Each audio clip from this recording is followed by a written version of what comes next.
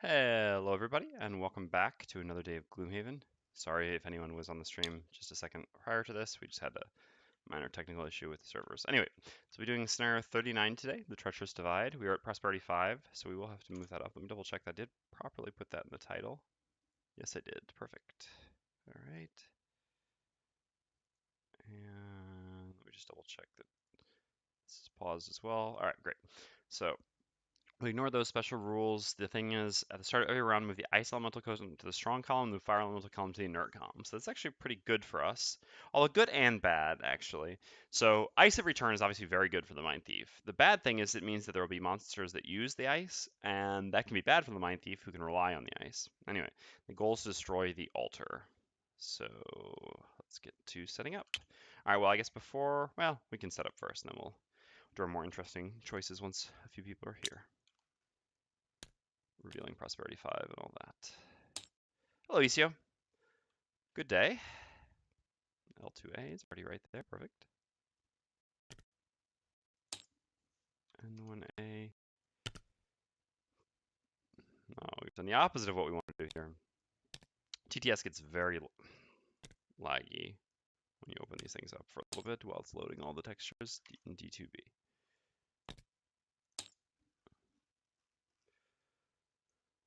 All right, so there's our maps. And so damn near a year later, your boy's still going. No, not year. It's only like a half year, Sarius. But welcome back.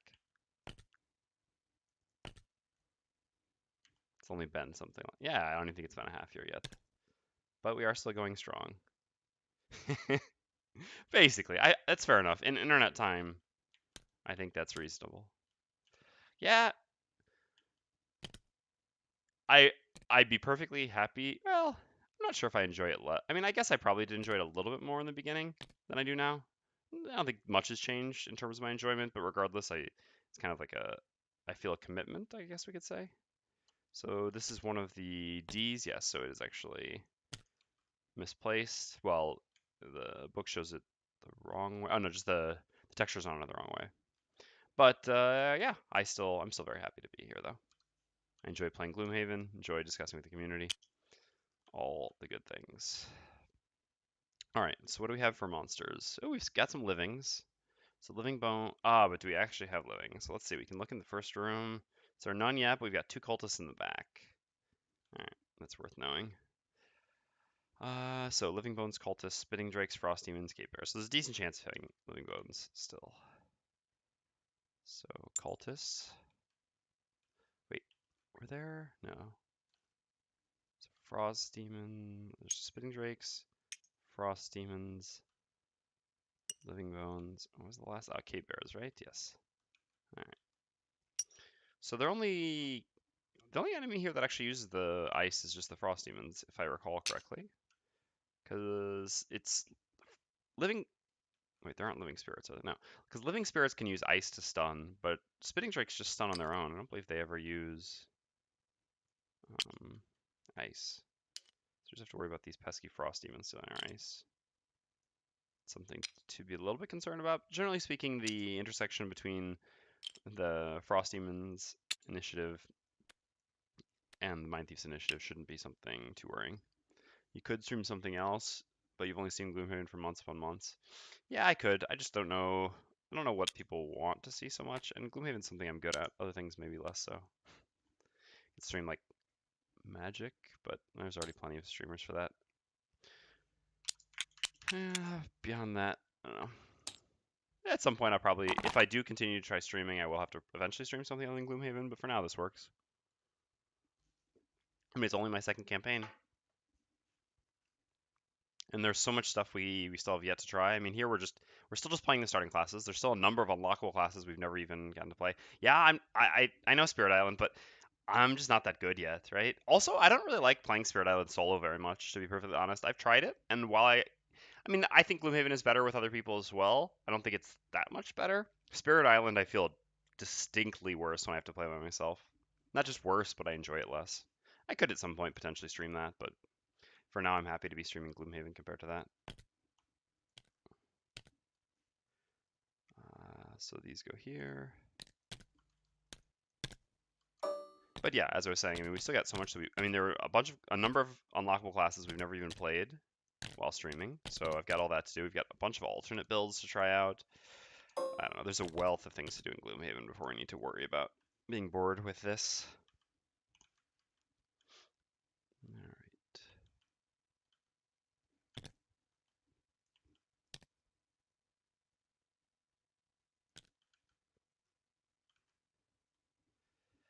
All right. Six dark pits. Technically, I should do my buying and stuff before setting up the scenario, but it doesn't change too much. I guess it kind of does. I guess, yeah, well, I'll talk about that in a second, I suppose, because there's something I'm going to have to do then to pretend as if I didn't set this up first. So I suppose it was a little bit of a mistake.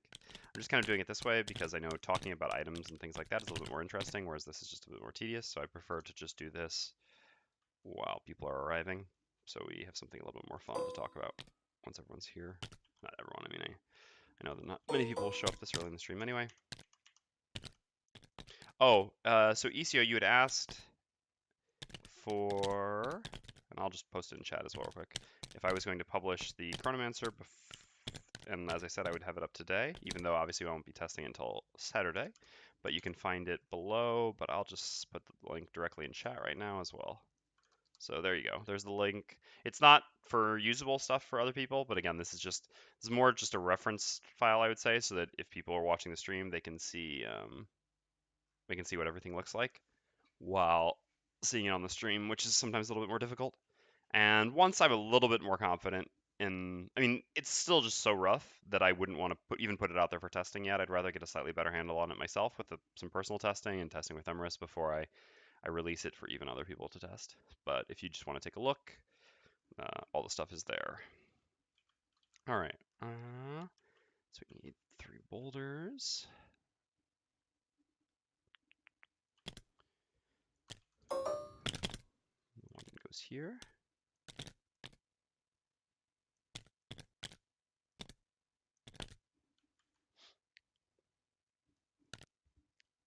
So I have a rules question for you, ECO, about setup as well. What do you think is actually the proper way to set up something like this right here? So this boulder in particular is what I'm talking about. So when we have 2 map tiles meeting, I'll definitely do. When we have 2 map tiles meeting like this, should there be a corridor tile here, or if this boulder gets destroyed, is it meant to turn into a wall? Because the fact that we're able to technically, I mean, this party can't, so it's irrelevant here. But if we had the crag heart, I mean, this boulder could very easily end up being moved, or if we'd purchased, the item which allows us to destroy obstacles, stuff like that. So should there be a corridor tile? Because technically corridor tiles are all supposed to be set up when setting up the scenario. So in that instance, should we place a corridor tile here first normally? Do you just place a corridor tile if the boulder is destroyed? Or does it just become a wall if the boulder is removed? Which is a little bit weird that it would become a wall if the boulder is removed, right?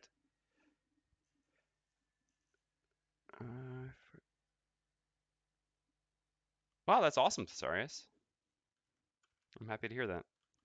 I'd love to try to design my own game at some point in the future, but long way from that.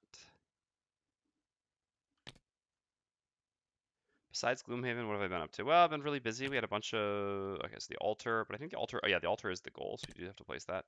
We had a bunch of people visiting for the holidays, so I haven't really had the time to do much else.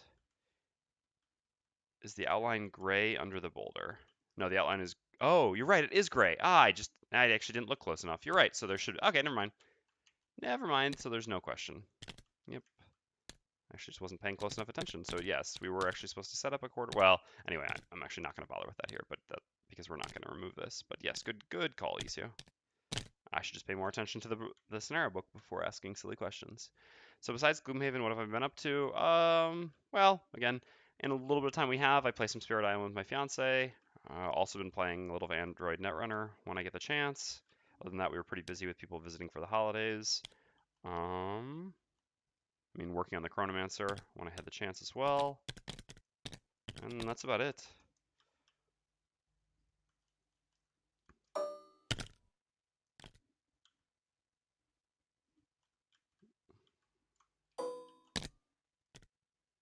No, that's not completely true. I finally, is this another Bavarian or German greeting, but one? Themris?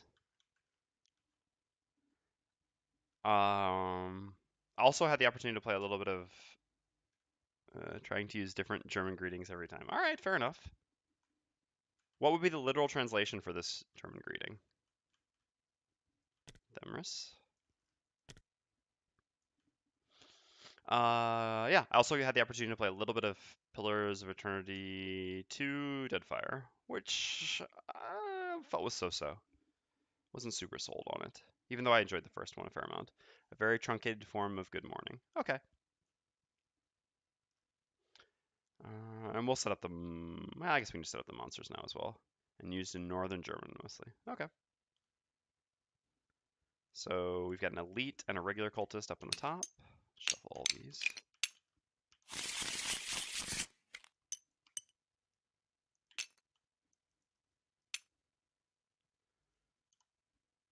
So this is the kind of design that I was talking about in relation to summoners previously. Putting two summoners at the far back of a room, this is just something I am strongly opposed to. That being said, this scenario, I mean, the room is kind of not super, well, no, it is actually pretty difficult. There are a lot of enemies in here. Yeah, all right, yeah, I hate this design. 1, 2, 3 drakes. Where are you? Okay. Yeah, I figured I would post my thoughts because I kind of gave my thoughts while streaming, and I realized I should just post them. I think I've played with, I mean, at least for the starting classes, played with them enough for now. Yeah, I think that's fair.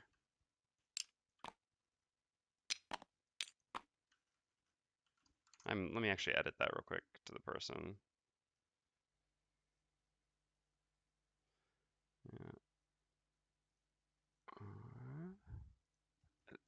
Just give me 1 second, everyone. Sorry. This is right. Was brought up by Themris. I should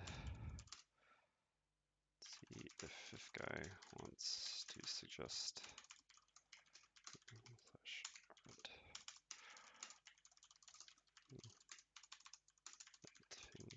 And if he doesn't,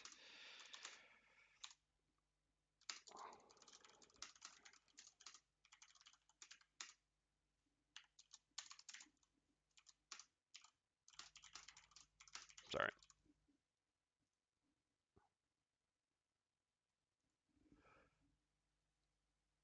I'm interested in seeing the interaction with Too Many and Hamina.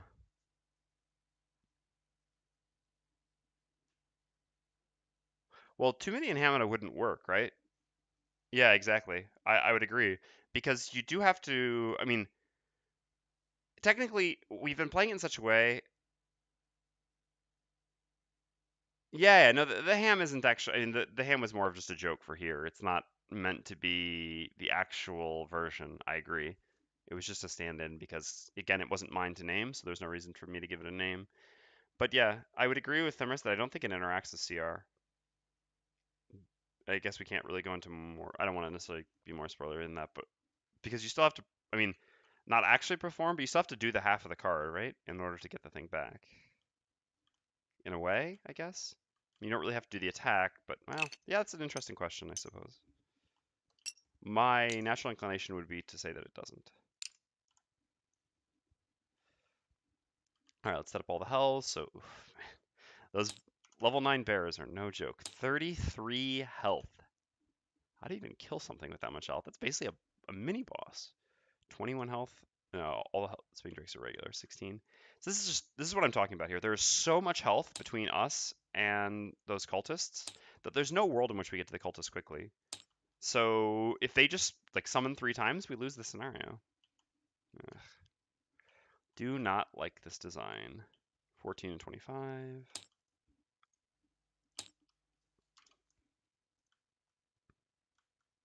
Yeah, we can discuss it when it'll come up. I think that's the best way of putting it. 25 and 15. All right. So we've done all the things there.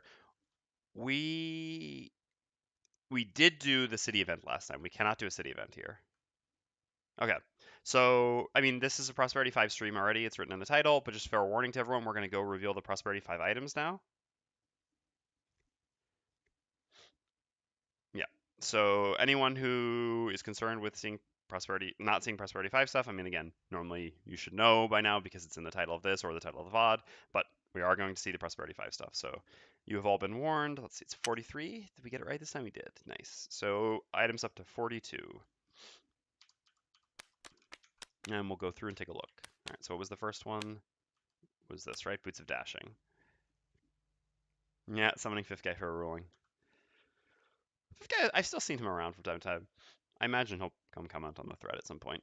Probably just sleeping. All right. So anyway, Boots of Dashing are interesting. I pretty rarely buy these. I think the classes I consider well, all right. There are a couple arguments for buying these.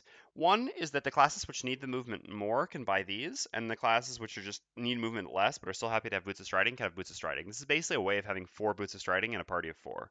So that's one of the best arguments for using Boots of Dashing. I also think it is worth buying on these on the Brute. Simply enough, the Brute does want added movement because it's not only added movement, but it's also added damage because of balance measure. So I think it's fine to get these on the Brute. Like, I think this is a fine position for these boots to be in. The fact that some classes want them, but most don't. I also do like these on Eclipse, especially if you have the one-handed things that you need in order to do a refreshable build. Obviously, this depends on kind of your luck, whether you get the right things or not. In that case, I think these are also quite worthwhile in that class. Otherwise, I think there are a few classes in the game that would rather buy these than Boots of Striding, though, just because of the significantly increased cost. Robes of Evocation. I think this is kind of an interesting item. So Jessica tried using this once on when she started a high level Scoundrel to use the fire from burning oil because it was always there anyway. It was actually fine. I think it really depends on your party. If you don't go with the Cloak of Invis, I think there can be an argument for doing this. The problem is the Scoundrel just does single target attack, so it still makes it pretty mediocre. I don't know. I'm sure that there's. I mean, I guess.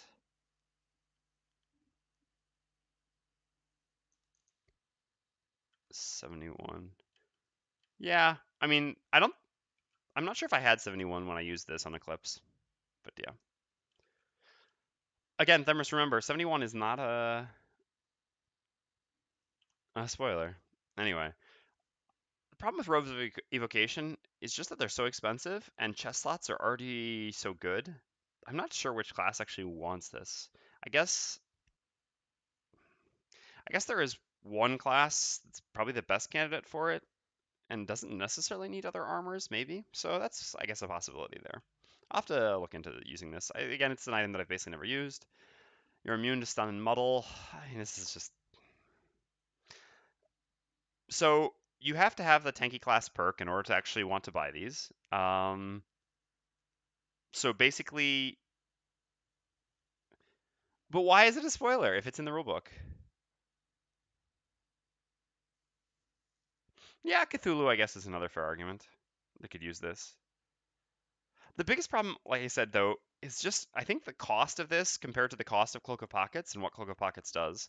But I think this is also based off of playing the game with stamina potions, right?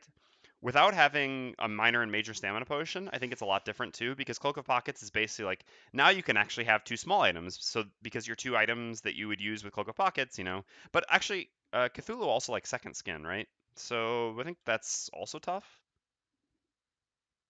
Fair enough. It's just this is so expensive compared to Cloak of Pockets / second skin. Is my biggest issue. Anyway, so the heavy bassinet is only really good on classes that have the perk. Well, obviously. But classes that have the perk are naturally tanks who will take a lot of hits. And so if you're going to take a lot of hits, you'd usually, I think, rather just buy the Iron Helmet for the cost. I can't really ever see buying this. Yeah, I have actually never once bought this item. Similar to Hook Chain, which I think is completely overpriced and ridiculous. I think this item should be probably one-handed and 20 gold, 15 gold maybe to actually be competitively priced. Versatile Dagger is something we're going to buy on the Mindthief almost right away. Mind the Bassinet if you're doing range build to avoid muddle. But how often do you get... Wait. But the Kragar doesn't muddle himself. So what? Just if enemies model that? I don't know. Model from enemies is pretty rare, right? And stun is even more rare. This is just the problem. And you'd still have to take the perk, which you don't necessarily want because Cragheart doesn't necessarily want armor because you'd rather just buy the Cloak of Pockets for the Cragheart as well. I don't know. Seems extremely niche. Again, it should just be cheaper. This is the biggest problem, I think. Well, so it's really. Well, let's put the Iron Helmet back in its correct spot. The Iron Helmet is. Yeah, I am trying to fill in the 15 gold slot.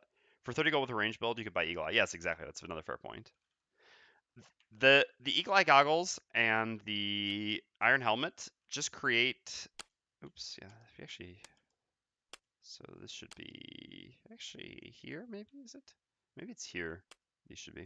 Anyway, these two helmets create problems for helmets like this because of the cost. Well, Iron Helmet in general is the one I want to talk about.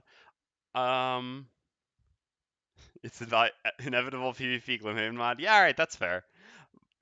That's a reasonable call out, I guess. But yeah, the problem is that Iron Helmet is just so cost effective that every other helmet really should be balanced around the cost of Iron Helmet. Yet they're not. I mean, every other tanky helmet should be balanced around the cost of Iron Helmet, but they're not.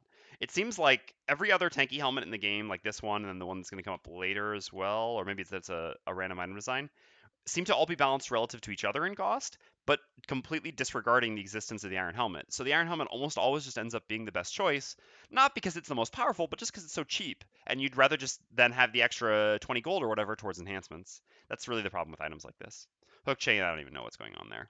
Like I said, Versatile Dagger is amazing on a couple classes in the game, the best of which obviously is the Mindthief, so we're super happy to pick that up. We'll have to talk about that in a second for the Mindthief. Major Power Potion, I think, is appropriately priced. It's not an item that an Iron Helmet doesn't require the perk. Yes, that's true as well. It's an item that not many classes in the game will buy, the Major Power Potion, but I'm still fine with where the cost of it. I think it's powerful enough that the cost is at least justified for the few classes that'll use it. And the Ring of Haste is also a really, really good item, especially for a few classes in the game. It's another one of those like generically useful items, but at least it's priced appropriately. I think almost any class in the game can buy the Ring of Haste, but any class in the game won't buy the Ring of Haste, as opposed to something like a major or minor stamina potion, simply because it is relatively expensive, and it's still more expensive relative to the effect than something like a major stamina or minor stamina potion is. And obviously there are a few classes like Too Many that it's broken on, but you can eliminate a major danger during the game before the first scenario for 10 gold and no -1 cards. Yep, yeah, exactly. Okay, so we gotta do our shopping now. Well, I'm going to I'm gonna do my Mindthief shopping, pretending as if I didn't know that this scenario can have living bones. So there's a possibility we retire, in which case this would be a mistake. But technically, we shouldn't actually know the scenario while we're doing our shopping. Usually, I think. So well, my plan here is actually to get 2 weapons for the Mindthief, and then if we run into scenarios that have living things, we'll bring the axe, and if there are no living things, then we bring the 2 weapons. Yeah, no, 2 times is a really big deal. And if you're someone, I mean, like, Darren Helmet's not for every party, obviously. If you're playing something like, a largely ranged party, I don't even know what that would be so much, or a largely squishy party. I don't know. I mean, the problem is, to be honest, I mean, look, we even have an Iron Helmet on the Mindthief, and if I hadn't got the Necklace of Teeth, we'd probably have an Iron Helmet on the Scoundrel. Yeah, I think. I think There's a lot of changes that should have happened to Iron Helmet. That could have changed. I mean, yeah, turning into like a +1, I think would have been better. Could also require. I mean, it could require the perk by giving some minuses. So I think that's one of the first things I would say is that the Iron Helmet should require the perk. Actually, it should give 2 -1s. I think simply because in the end, like it's kind of dorky that you end up buying the Iron Helmet on a lot of classes, especially later in the game once you have really, I mean, good reputation and you can just rent it. Like almost every class in the game, then if they don't necessarily have a helmet immediately that they want, or if there's no helmet that's particularly good for them, we'll just buy it. Like obviously, there's another helmet we wish we had gotten on Scenario 3 that we would be using on the Scoundrel right now if we could, but otherwise, like like the Tinker would be like, yep, give me that Iron Helmet. So I think it should have the perk. Um, I think that would be the first nerf to it, and then I would still increase the cost of it as well, I think. Or do what Themra said of changing it to +1s and then having a better version later on. Okay, so +2 is the alternate house rule. Interesting.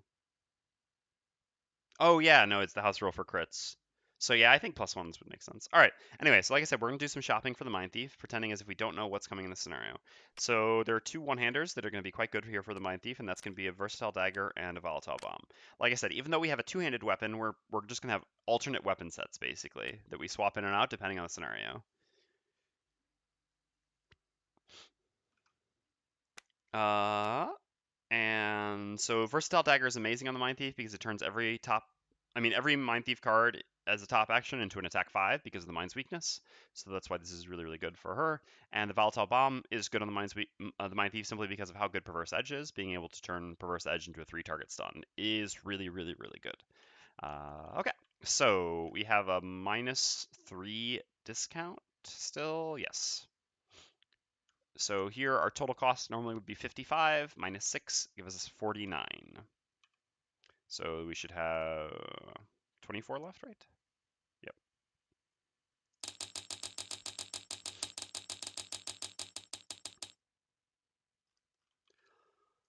Okay.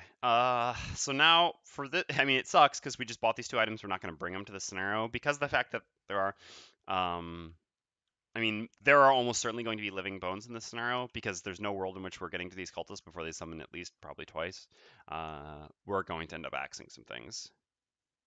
So we bought these items, but we're going to hold them on the side. We have 24 more gold. Can we buy any more items? We should have some more small items, right? But what? Ooh, a Ring of Haste. Ooh, but we don't have enough money. All right. Yeah, so I guess a better argument would actually be this then. We should actually not have the Volatile Bomb yet, and we should actually take the Ring of Haste. Even without knowing the scenario, I think this would be a reasonable decision. I think you should always buy the Versatile Dagger as soon as you can on the Mindthief. Yeah, it was a good discussion yesterday. I agree. I think you should always buy the Versatile Dagger as soon as you can on the Mindthief, just because of how incredibly powerful it is for the Mindthief. But I think while the Volatile Bomb is very good, Ring of Haste is also very good for the Mindthief. And I think either one of them is a reasonable purchase. But given that we already have a two-handed weapon, and so we know for some percentage of scenarios we wouldn't be able to bring both our weapons, better to just get a small item, which we're sure we'll bring, and worry about the second weapon afterwards. So we'll get a Ring of Haste. So we can still get one more small item, because we're level 9. So what would be the last small item we would want? I mean, it could be a major healing potion. Could be a stun powder, to be honest. Yeah, probably a stun powder is fine. Like I said, we stun a lot, but more of our attacks don't stun than do stun. And with something like Shared Nightmare, we can stun one of the two targets. It's pretty valuable. Yeah, I think that's fine. Also, now that we are going to have the Versatile Dagger, can also be good with that. So yeah, let's go ahead and buy a stun powder. Will we ever buy boots? Probably not. So stun powder costs us 17. So we should have 7 gold left. Okay. And then, like I said, we'll save our next money to get a Volatile Bomb. As far as boots go, probably not ever end up buying any boots, I think. Okay. So Mindthief shopping is done. Scoundrel has 81 gold. Scoundrel can buy anything? We're level 7, so we can't... No, we can carry one more small item now, but we've actually already had that small item hanging out. So we'll just bring our minor healing potion now. I think we have all our slots covered for the Scoundrel. Yes, we do. So we're just going to be on the enhancement train next. So let's take a look at that, shall we? So these are the Scoundrel cards that we're going to be bringing normally. We already got our jump. I don't think you normally need 2 jump moves. I think just enhancing 1 is usually enough. I think I probably know exactly which enhancement I'm going to be doing here. Although I don't think it's necessarily wrong to enhance. I mean, for example, enhancing like the bottom of Open Wound with a jump, I think would also be a perfectly reasonable decision. All right, and so this is going to be coming in, but these are the 9 cards that we're normally bringing. So yeah, enhancing the bottom of Smoke Bomb is kind of interesting, but it's also a card that I really just want for the first room of a scenario to set up a almost guaranteed Visage, and then after that I usually want to lose it. So I don't really want to enhance Smoke Bomb. I'd rather enhance something that I'm going to keep for most of the scenario. We could enhance the top of Swiftbow, but we really bring Swiftbow pretty much just for the bottom. So we don't really want to enhance the top. Enhancing this is way too expensive for now. Backstab, I mean, we can't enhance the bottom. We're never using the top. Here, huh? This is kind of interesting. I never considered, but you could do something like enhancing the top of Special Mixture with Strengthen to set up for your your big like kill turn with Spring the Trap, on bosses. But this is why we have the bottom of Flurry of Blades for that turn anyway, so that's really not necessary. We could add +1 movement on Special Mixture. I think adding +1 movement on Special Mixture is a very good enhancement if you're playing second edition and you have the helmet that we really wish we had. Sadly, we don't have the helmet that we really wish we had. Oh yeah, do we actually have a helmet? Yeah, we have Necklace of Teeth. Yeah. So +1 movement here isn't going to do anything for us. We do have to go back and get that at some point. Yeah, Swiftfoot has the top exactly. Anyway, so I think the choice really comes down to enhancing Open Wound or Flanking Strike. I think enhancing either one of these is pretty reasonable. So we could either put Jump on the bottom one of these moves, but I really don't feel that compelled to have two big jump moves. I think one move for Jump is already usually going to be enough. So I'm probably going to enhance one of the tops, and to me, I think it's pretty obvious. I think I like just enhancing Open Wound the most and putting +1 attack on it. So the reason for this is simply because it now gives us an attack 5. I mean, one of the good things about Open Wound is that it's still a decent attack even when we don't have adjacency. And here, getting one attack higher makes it even better when we don't have adjacency. Obviously, this would make it so we would have two decent, but I'd rather have, I mean, rather than splitting and having two attacks which are decent when we have no adjacency, I'd rather just have one that's really good when we don't have adjacency, because I don't want to have to typically worry about not having adjacency for 2 rounds per rest, right? Accordingly, I'd rather just double down on my one good non-adjacency requiring attack. So for that reason, I think it's better to just put +1 here than putting +1 here and having 2 4s. On top of that, Open Wound is, I mean, as a base, a slightly better card than Flanking Strike, although that varies a little bit as we do have the Wound with the Tinker now, and we also have Wound and Burning Oil. I still think that it's the case that Open Wound is just slightly better. Although obviously Initiative on Flanking Strike is another argument in that direction. Although with the Mindthief in the party, Open Wound's Initiative is typically actually better than Flanking Strike's Initiative. So anyway, I think putting +1 attack on Open Wound is just a perfectly reasonable way to go about things. Let's see, are we going to run into enhancement? No, we have 5 prosperity. We have only 2 cards of your hands thus far. Yep, so I think this is a perfectly reasonable thing to do. So +1 attack here is going to be 75 gold, and we have 81, so we can just go down to 6 gold. Beautiful. And put +1 attack on Open Wound.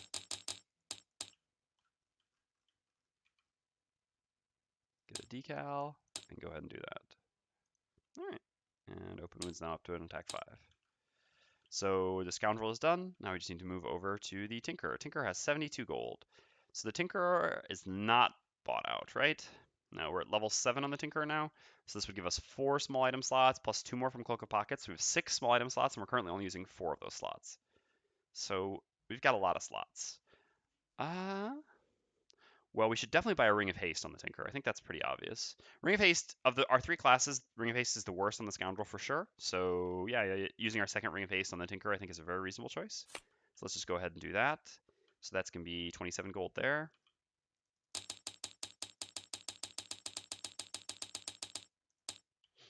All right, and so then we have one more small item that we can buy. What would we really want? I guess maybe a Major Ham. I still have to actually make it. I'll have to do that today when I make the file for the person who asked for a better for the minor ham. And fifth guy doesn't show up. All right. So we have an earring. I don't think a power potion. Well, I kind of did wish I had a power potion, but not that frequently, I think. Healing potion seems meh. Yeah, maybe a major ham is the best. It would allow me to at least to see how happy I would be to have 2 hams. I guess it's worth it in that regard, kind of just for testing alone. Yeah, I don't think the disarm all traps and everything is worth it. We could have a summon as well. Oof. We actually don't quite have enough money for a summon. I suppose a summon is an interesting consideration as well, but I think I'm going to try to get a major ham and see how much I like it. All right. So we need to actually make more space. So I'm just going to I'm going to grab the major stamina potion. I haven't actually created an image for it in Photoshop yet. So we're just going to treat this as a major Hamina potion. So again, this simply has the same text as this. The only distinction is that it has 3 charges instead of 2. How exactly are we going to replicate that easily? You can just do it like that, I guess. 1 charge, 2 charge, 3 charge. Easy. Okay. Guess in that case we'll put it down here. See, this is the problem. I hate it running out of space. No, because here it just kind of, it's just that, no, I guess it was just kind of, yeah, it's mostly not a problem. All right, that works. We can just do it like that. What did fifth guy say, Themris? I guess I can go read the thing, but otherwise you can just copy paste it or paraphrase it to me, so that I don't have to tab out again.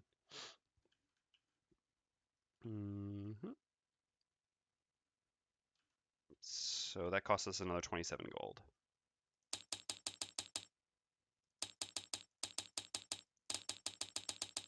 So this is 18. Yep, I think that's fine. Like I said, I'm not sure that this is correct, but I'm just interested to see.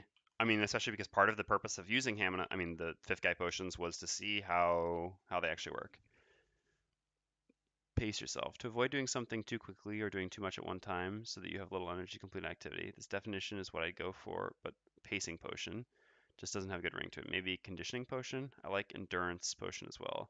If we're looking to replace stamina potion instead of adding another item alongside them, that's probably the best name for them. But if we're trying to create a variant card that people can choose, I guess I'll just read the rest of it.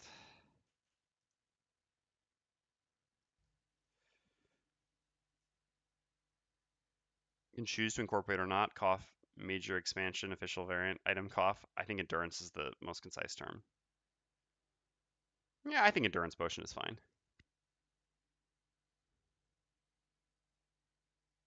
Yeah, I agree. Refreshing potion, it just runs into that ambiguity problem because of stuff already in the game. We need to set everyone's health to the correct amount. I think endurance makes the most sense. Endurance also very directly ties into what the potion now does, right? Because it is really all about endurance. Because the potion quite strictly provides longevity, as well as a little bit of mistake correction, we can call it. So we're level 7 here. 17. Yeah, no, I agree with endurance potion being good. All right. Well, I will try to fix that tonight. I'm still going to try to stream 2 scenarios today, which we should be able to do. And then after that, I'll make an updated version of that in Photoshop, which I'll then release on that thread so that people who want to use this as a variant can certainly download it and print it. All right. So our shopping is done, and we are ready to go. Scenario is set up. We need to set up our cards. Give me 1 second. I'm just going to blow my nose, and then we can get started.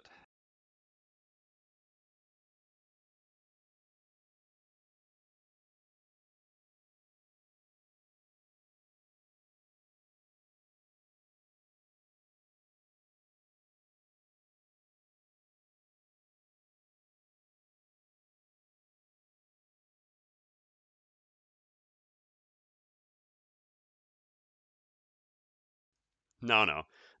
The picture will not remain as glazed ham. The picture will be something else. Although I think we may keep the ham on a potion for the stream, just because I've had too much fun making puns about slices of ham and running out of ham and stuff like that. But the file which I provide for which I'll post on the subreddit will not be ham. I'll just try to get a generic potion thing. Hello, fifth guy. Welcome to the stream. Hamming it up. Yeah, exactly. Exactly. All right. So all we need to do now is add in our other cards. Let's put out all our cards real quick and see what's going to go in and go out. Why do we like the Ring of Haste on the Tinker? Just to be clear, the Tinker has a lot of nice non-move. All right, so the Mindthief should be clear. The Mindthief has, Perverse Edge is bottom action, right?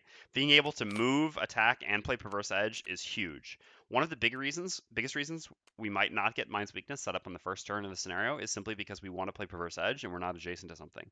But now being able to do like Empathetic Assault to move, Mind's Weakness to attack, and then Perverse Edge as well is insane. So Ring of Haste is great for the Mindthief. Tinker's a little bit less obvious, but similarly, Tinker has a bunch of really nice non-move bottom actions in Volatile Concoction. Disintegration Beam kind of fits the bill as well because it's a short move. If we don't want to use Boots of Striding, or if we've already used them, we can actually do like a move 4 and then do this. And then yeah, we've got a heal 3, a heal 2, and now also an attack on bottom. Just reshade the Stamina Potion art. Oh, that's an interesting idea. Themris, if you want to you're better at the Photoshop stuff than I am at this point. So if you want to create it, you certainly can. It doesn't have to be me.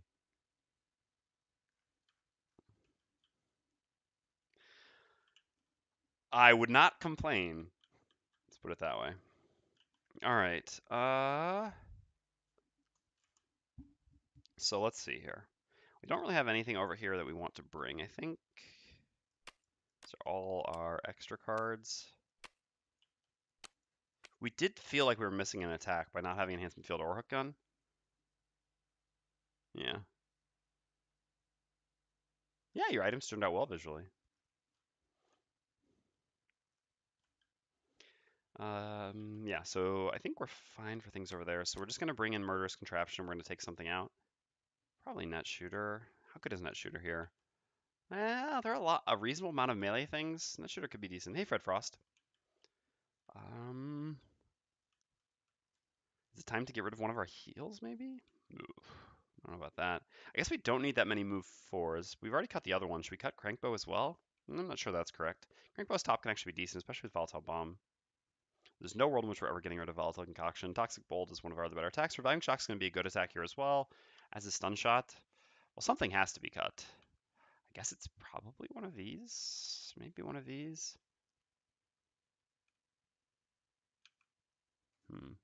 I think that Immobilize will be quite valuable here. Should be a lot of melee enemies. So I think I'd rather it be one of these two. Revitalizing or Restorative Mist is also just really important for initiative. I guess it can just be Crankbow then. It's maybe what it needs to be. I mean, it could be our bottom heal with Harmless Contraption as well. How many bottom actions do we actually have that we want to use always on bottom? So we have 1, 2, 3, 4, 5 now. 5 sure bottoms? No, I think that's not a problem.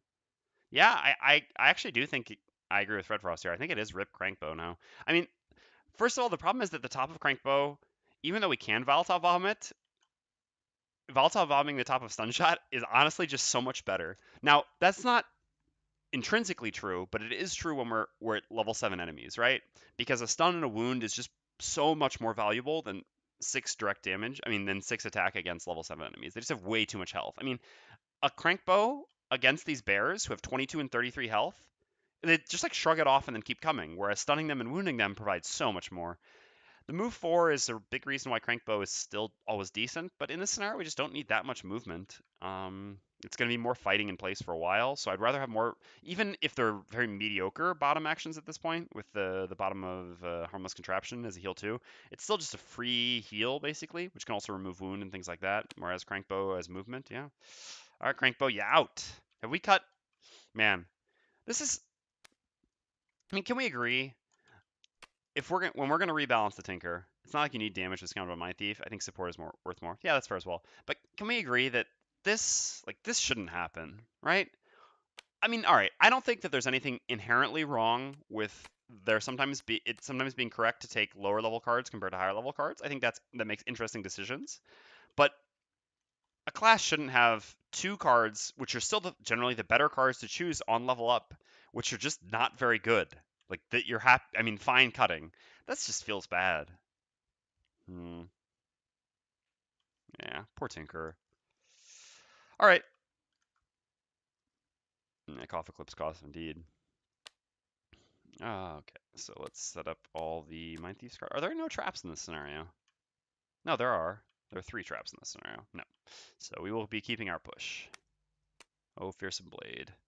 You definitely last for quite a long time as a valuable card.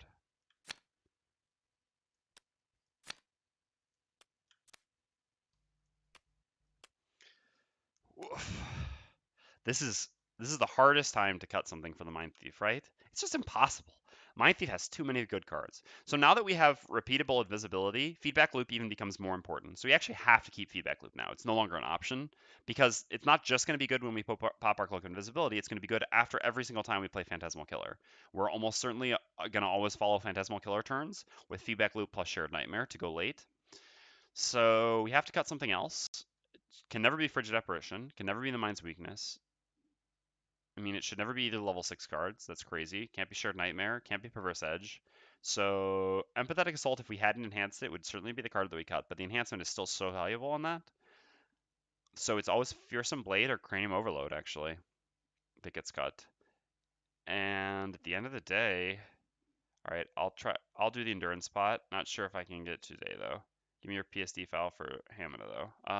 Okay, yeah. Give me a second, everyone. Let me provide the PSD file for Hamina to Themerus. That way he can go ahead and provide everyone with that nifty thing. All right, let's see where we have that.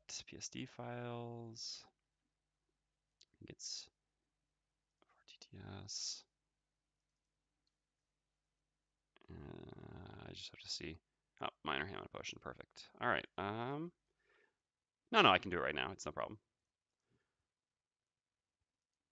Let me just add it to the Dropbox. Just give me 1 second, everyone. Won't take me long. I believe this is it. I'm not going to open it right now because I don't have to open Photoshop, but you can just double check that it is in fact the correct thing. I may have just uploaded it twice. No, all right. All right, I'll just post it in chat. It doesn't really matter that other people have access to this as well. So yeah. For the record, anyone who is clicking on that link, the deck for TTS is outdated. That was just the Chronomancer deck that I provided for Themerus so that he could have a look through the class. But I've already made a bunch of changes, so that's kind of outdated. But I just linked it into chat there so that he could easily find the PSD file. And anyone else is welcome to have at it as well, at least in terms of the PSD file, well, or the Chronomancer stuff if they want. If you're ever working on custom classes and you want to see some PSD files, or you're considering it, you can always look at the stuff that's in there. Although, again, I apologize for the mess. Anyway. Back to here. Oh, but getting rid of Cranium Overload sucks as well because that 5/6 initiative is just so good with the Scoundrel. But then we could finally get rid of Backstab. Maybe that's right. We also just don't need a lot of movement on this scenario. All right. Oh, that hurts. Especially losing a 5 initiative on a scenario where ice can be stolen from us is pretty significant. Oh, man. Oh, we don't have Hostile Takeover either. God! Oh, Mindthief, it's so hard. See, but I love this, right? This is what's great about a class. There are so many good level 1 cards, or like cards that you want. This is a balanced, well-designed class. The problem is Fearsome Blade. But these traps are just so valuable. Question is, how valuable are they really? Guess we have the Compass. No, they are very valuable. Hostile Takeover is so good, though. Being able to immobilize one of the bears is really significant. No, let's try like this. How good this class would be in terms of awesome decisions the Minds Weakening Balancing was in. Yeah, then it would be even better. Why don't you take the move push? Yeah, because then you would have to decide about augments as well. Oh, then there would just be too much choice. It would be a choice overload. Move push. Well, the initiative isn't quite as late.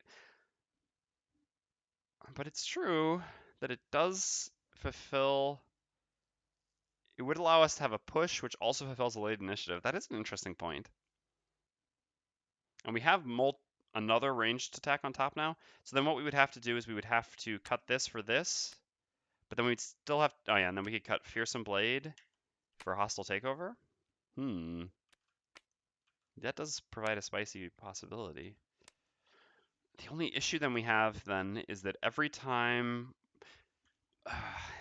the problem it creates is the inflexibility of always having to use our push move the turn after this. But I think that's actually... I think we can try it like this and see how it works out. I think it's a good suggestion, ECO.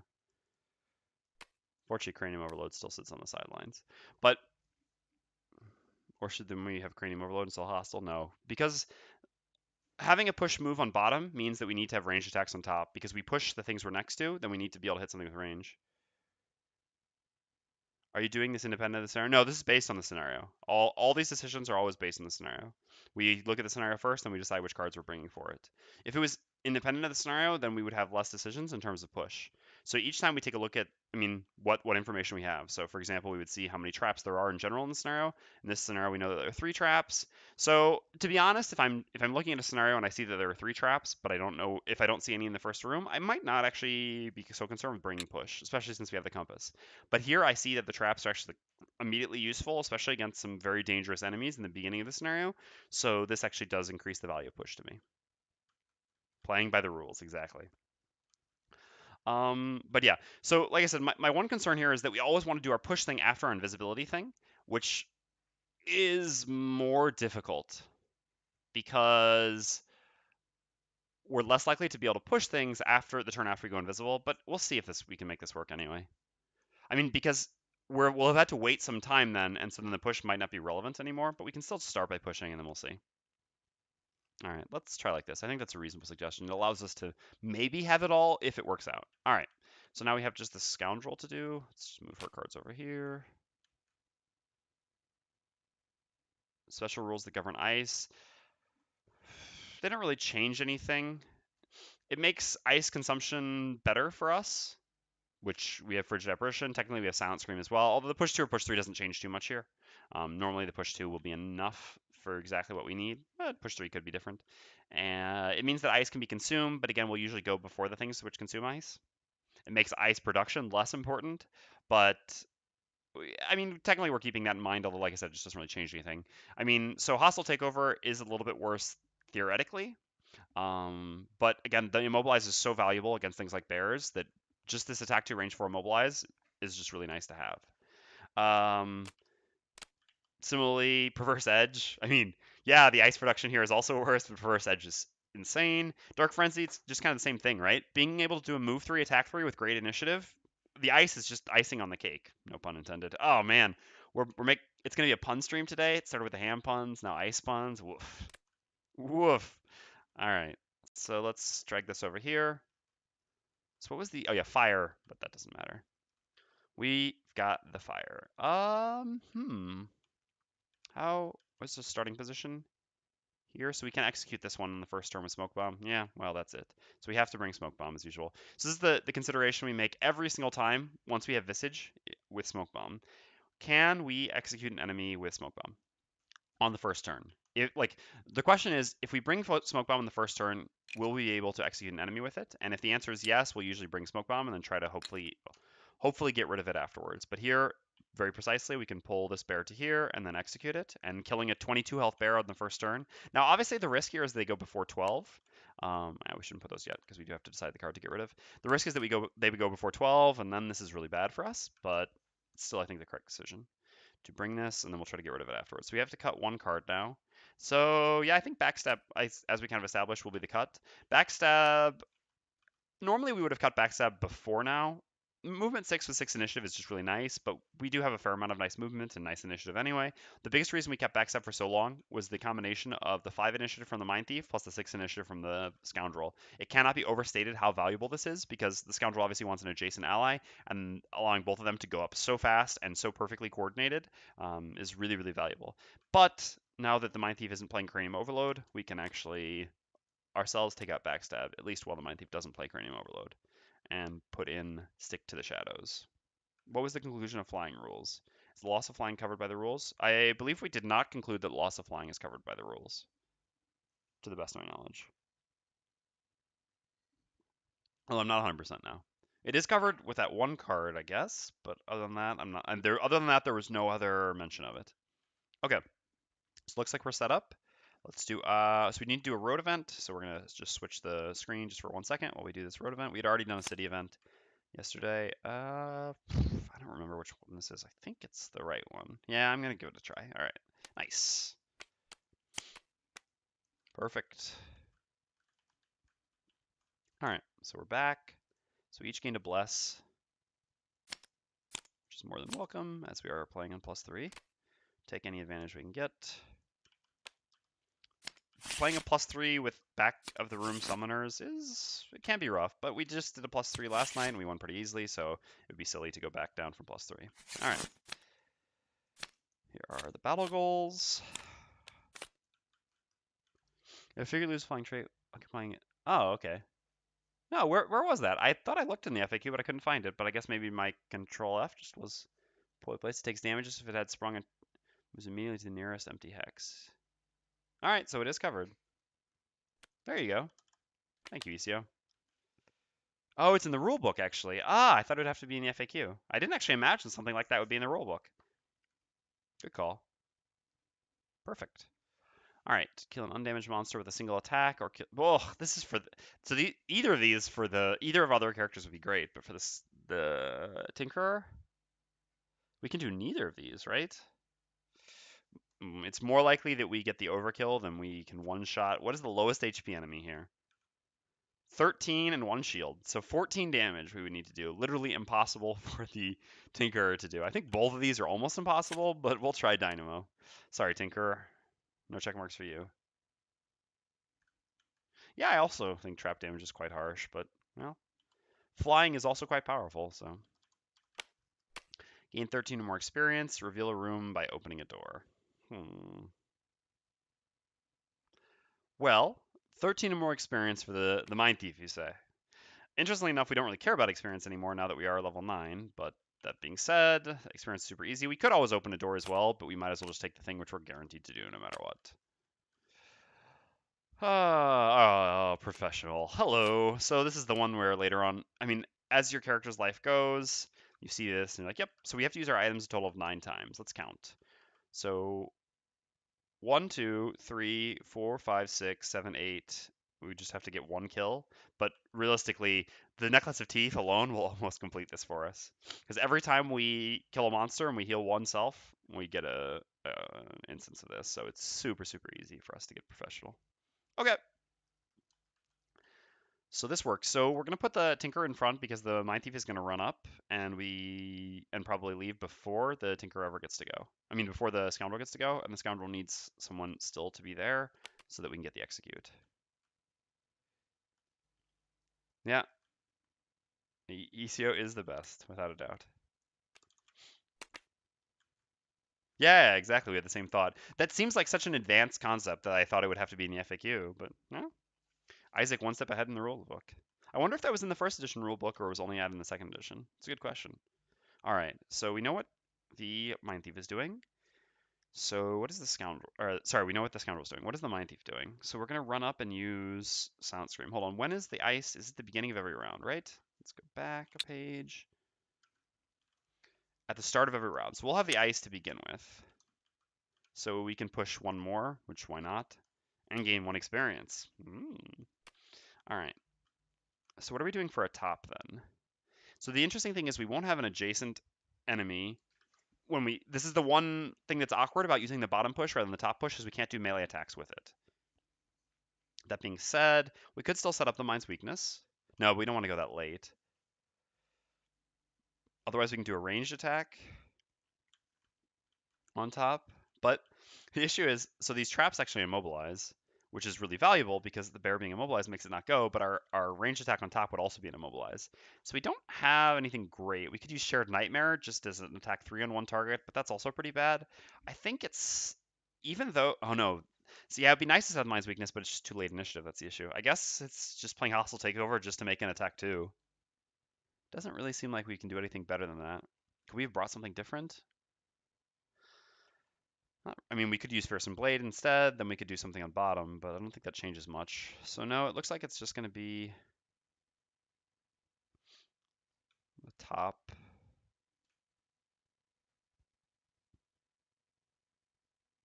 Augments. I mean, Hostile Takeover. Yep, that's what it's got to be. Okay, well, that's fine. Because there won't be any other targets in range, since this should be executed, and... I mean, I guess... No Frigid Apparition? Oh.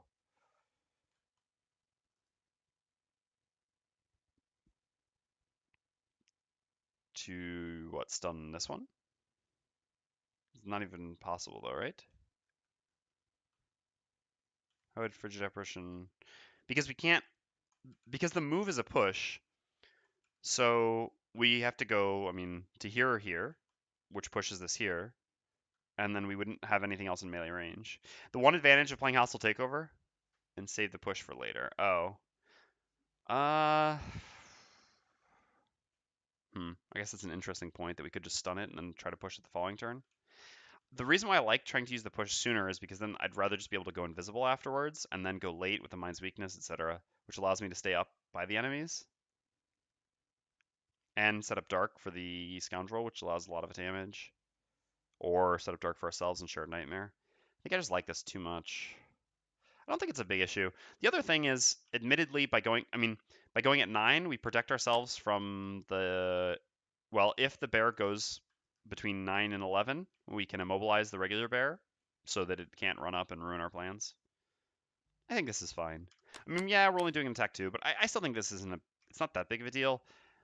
If we did Frigid Apparition, we would get 2 more attack and a stun, but we would also be giving up our stun for the future, where I think it'll just be more valuable since the enemy's going to be disabled with our push this turn anyway. All right. So what is the Tinkerer's turn then? So we don't need, well, we can use the ice, but we don't, oh no, but there will be new ice created. So we can actually volatile concoction, which is definitely worthwhile because we can give the execute back to the Scoundrel with all those drakes and everything coming up on us. There'll definitely be something else to execute in this room. And then what are we doing for a top action? So that's a little bit more difficult. Do we give it all our blesses? Yes, we did. All right. I did put them in each deck. Yes, yeah, I remember. Auto turret? Yes! Yes! Is it going to be outside of range? Yes! We can do it! All right. So we get the Ring of Haste, and then we immediately play the top of auto turret. It's kind of a shame. But at the same time, it's just too awesome not to do. We're finally going to get to use an auto turret, and it's actually going to do a lot of damage in this room, right? Yes. So the point is, we really want to use Frigid Apparition here. We could use our Ring of Haste, but better to save our Ring of Haste for later. It's always going to be valuable, and I don't think we need to use it in this turn. The first turn is not going to be the hardest part of this room. A couple turns from now, it's going to get really difficult. So by using the bottom of Volatile Concoction the first turn, it just allows us to immediately use the extra ice, which is going to be generated by the Mindthief, and to give the Scoundrel immediately back the Execute, to maybe even consider executing the following turn. And we don't really necessarily even want to move up because we'd rather the Spitting Drakes have to come to us so they don't necessarily get to hit us, which is another reason why it's better. Although, admittedly, the Mindthief is going to have to move up a little bit, but still. So this way, we can give the Scoundrel back the Execute by not moving this turn, and then look to move the following turn. The only thing is this means we're not going to move up. We won't be in range to use a top attack to hit the bear, because the bear will have to go all the way back to the trap, which will be outside of our range normally. The good thing is this doesn't matter so much. Normally we would do something like stunning, but we don't need to stun because the target's going to be immobilized. We could use something like Toxic Bolt. Toxic Bolt would certainly be good to get a poison on the bear sooner rather than later. So in that case, we could consider just moving up and doing Volatile Concoction in the future. But I'd rather just use this opportunity to get the Volatile Concoction now so that I'm more free to move in the future.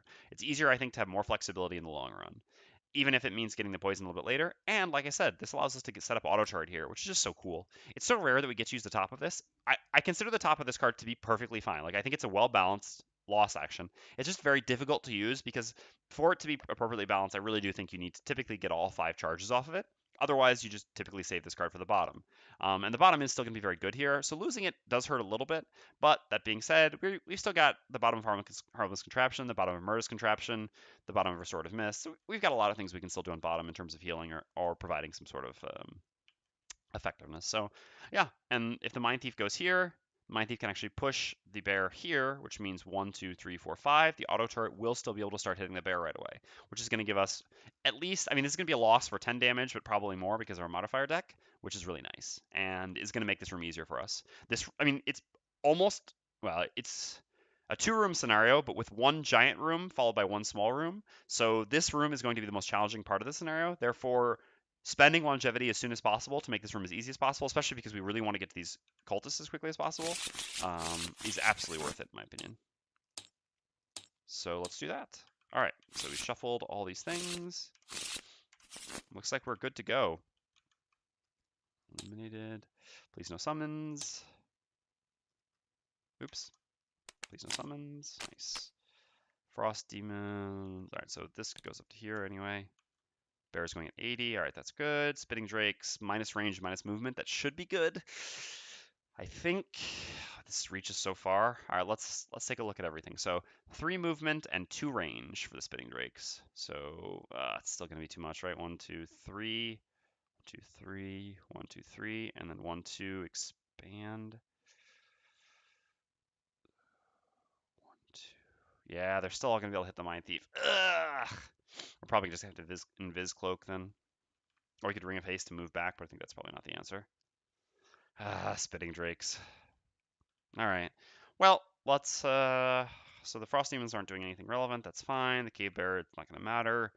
And the cultists aren't summoning it yet, at least. So just the spinning drakes we have to worry about, and worry we shall. But to begin with, we're going to start with the Mindthief. So the Mindthief is going to use the bottom of Silent Scream as a move 3, push 3, consuming the ice, gaining 1 experience, target all adjacent enemies. Again, we don't care about experience except for our battle goal. There's no reason not to do this. We're going to create ice with our attack anyway. All right, so then we do a push 3 on this bear. 1, 2, 3, like this.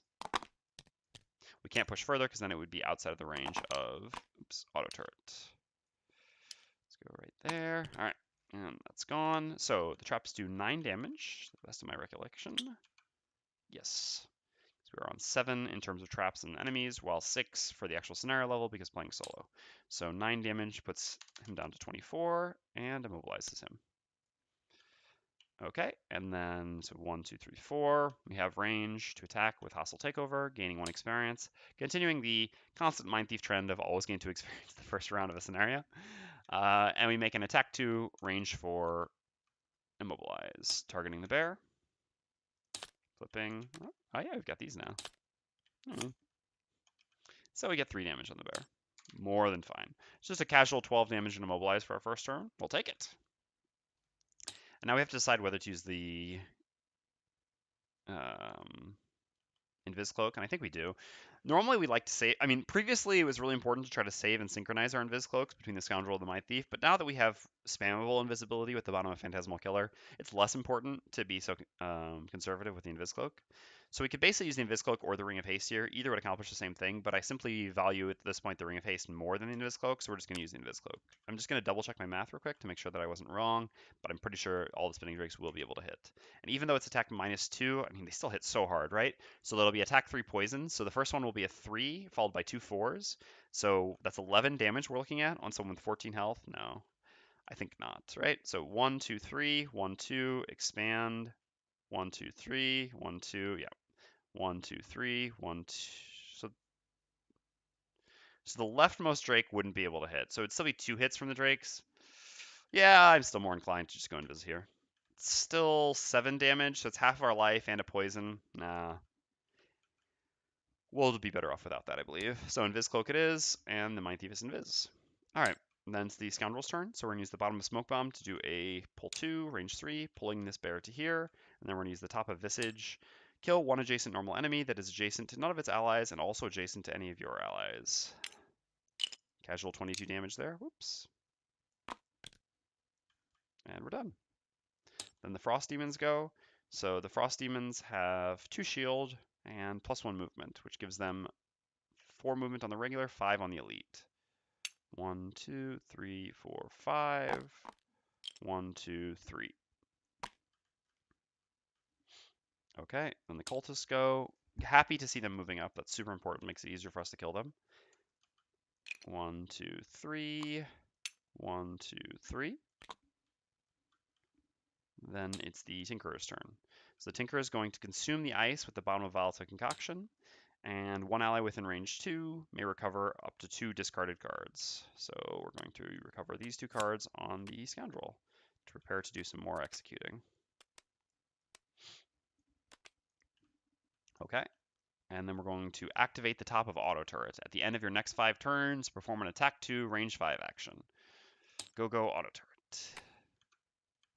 Maybe this is how we get Dynamo, right? We're going to overkill something with this. Haha!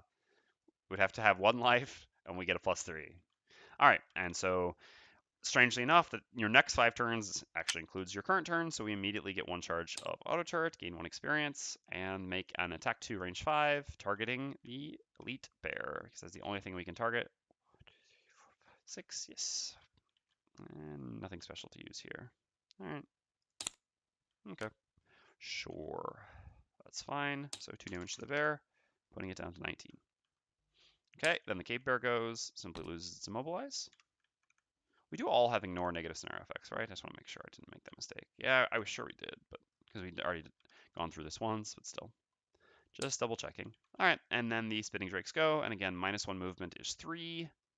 So 1, 2, 3, 1, 2, 3, 1, 2, 3. And this scenario is getting a lot spicier by the moment. All right, so the Mindthief wants to go late. We can also continue our invisibility. It's only a possible choice or possibility here. What all do we want to do? I mean, unless the spitting drakes don't move, they're most likely making it towards to us.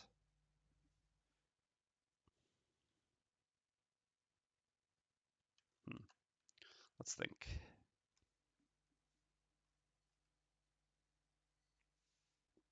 I should probably use this opportunity to set up the Mind's Weakness. The Mind's Weakness is convenient here because it allows us to go late and use the invisibility this round.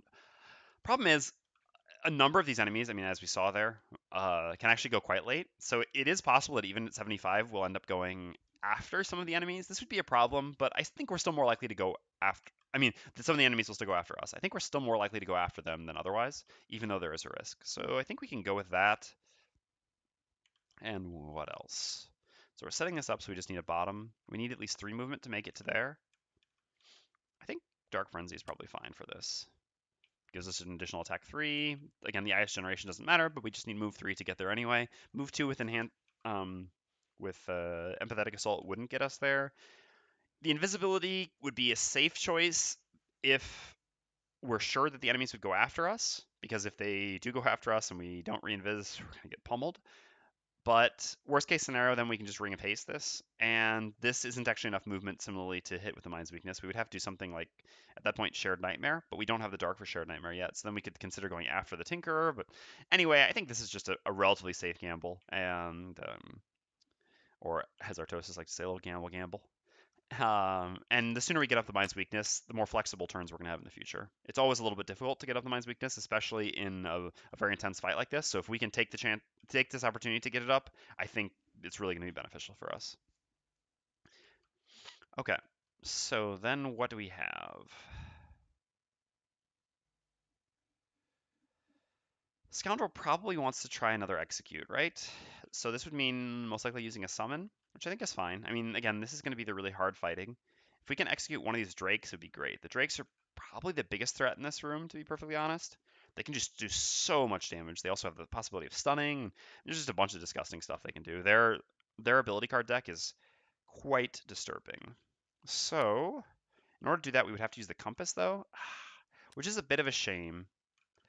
Honestly, the Ring of Haste actually might not have been a terrible choice on the Scoundrel as well. Simply being able to use the pull on Smoke Bomb after moving. Yeah, Ring of Haste is a nice item. Because the compass is so valuable anyway. We can even just like compass one of the Frost Demons into one of these traps, which is basically like CC and 9 damage. So we really actually don't want to use the compass if we can avoid it. So if we're not using the compass, what are we actually doing then? I suppose probably just a range attack with Burning Oil. That means we're not executing this turn. The problem is, if we use the compass, there's just no way to execute, is there? Well, I guess it depends. We could actually compass the bear into a trap, and then we would be able to run up here, place a summon here, and execute this Drake. Yeah, that actually works. Yeah, the bear, I guess, is more threatening than a Frost Demon. All right. And then it's, I mean, just allowing us to kill an enemy this turn, immediately eliminating one more attacker as soon as possible, I think is quite valuable. So I suppose we can do that. This way we're still getting to use the compass in order to spring a trap, but we're also getting the advantage of the execution. We're going to basically be throwing away a summon here, but again, short scenario, I'm not concerned. And we've got 2 summons, which is one of the advantages specifically of having 2 summons. All right, so let's do that. So we need 5 movement to get up there. We'd like to also go quite early, so we can kill one of the drakes before it goes. We can push the bear, move the bear into the trap also before it goes. So what is the Tinkerer up to now?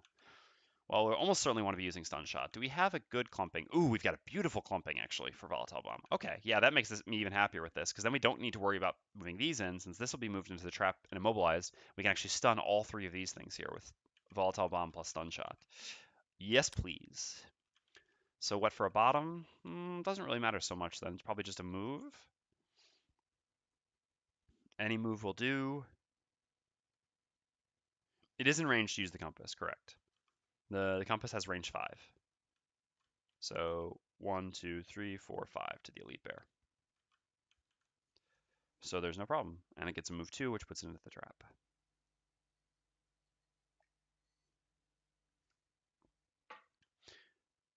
Hello, prototype. Good day. So we actually do need to use a bigger move. All right, well, then I guess the choice is made for us. We did only bring this one move for. I mean, technically two, but again, you're never using the bottom of stun shot. So because with only 2 movement, we would 1, 2, 3. We wouldn't have enough range to expand on all of them. So we actually do need to do a move 4. Well, at least in order to move 3, in order to be able to hit all the targets we want with stun shot. Have to hope they go after us. But 20 is, I mean, basically the best initiative we can do. I mean, yeah, we've got 18 or 17 as well. I don't think this should change much. All right, this looks good. We've got a good turn planned. We're just going to continue to cross our fingers for no summon. And here we go. Oh, summon. Oh, this again. All right. All right. Well, it's only summon turn 2. As long as we don't get another summon in maybe the next 2 turns, I think we're still fine. We definitely don't mind them summoning once. So if this is the only summon, we can live with it, right? It's not going to mess up any of our... No, they're too far back. Okay. We're fine for now. Fine for now. Yes, and ice is strong. Good call. Well, ice is always strong. We're going to make it strong again anyway. And the Spitting Drakes are going after the Mindthief. So yeah, the going late didn't actually work out, as I kind of expected. But it doesn't matter so much since we're stunning all of them. I mean, all except one. Stunning / executing. And the Frost Demons, yeah, they were going to be attacking, so it's good that we're stunning them. All right, well, anyway, we do have the Scoundrel up first, so we're going to use... First, we're going to begin by using our Doomed Compass, an amazing item. During your turn, force an enemy within range 5 to perform a move 2 action with you controlling the action. One of my favorite items in the game, which I will say over and over again. 1, 2. 9 damage, putting it down to 10, and dropping an Immobilize on it. Beautiful. And then we're going to use... well, that does suck, actually. Our summon's just going to die, but there was no way around this, right? Yeah. Nah, that kind of sucks. It's still worth it, though, I think. Like I said, I was fine with the summon dying because I assumed it was going to be... I was thinking that it was going to be tanking an attack, which was, unavoidable anyway, you know? But actually, it's going to tank an attack which is not unavoidable. Yeah, I mean, it did its job for sure. It just sucks that... But there's no way around this. It also sucks that... So, technically, this is a flying enemy, but we still can't place it in a non-empty hex, correct? Yeah, I mean, I think summoning always has to. No, oh yeah, it's true. The Spitting Drake would have hit us and it as well. So I guess it didn't really change much. Yeah, even at -2 attack, it was still making a 3. Yeah. All right.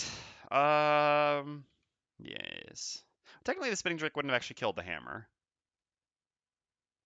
Correct. It is the player's advantage most of the time. Well, not the fact that it's flying.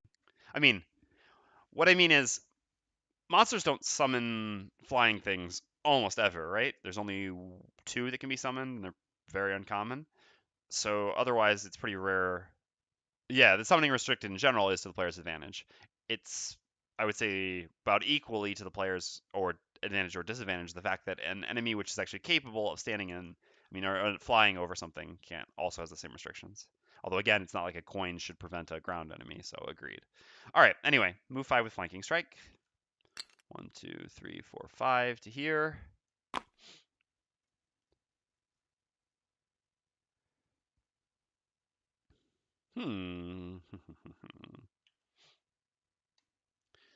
We could save it. Yeah, I agree. By using our boots and our cloak of invis. Worth? Maybe. I mean, using the cloak of invis also saves us from getting attacked, right? Especially since the... Oh, the Mindthief is having a poor turn here, right? Because we were planning on hitting the bear, but we moved it back. I forgot about that. So that means the Mindthief has to go here. Ugh. Or here.